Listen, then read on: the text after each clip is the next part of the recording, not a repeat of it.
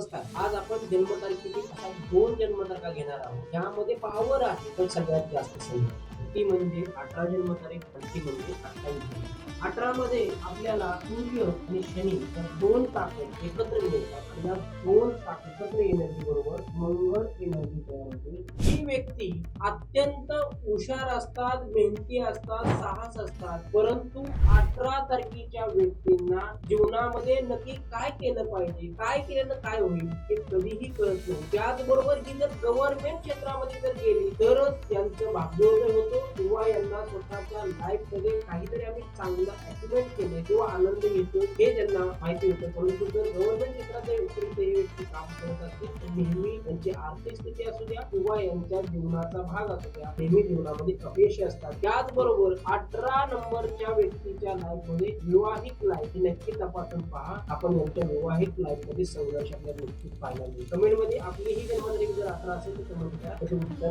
पुढे आपल्याला मिळतील. धन्यवाद.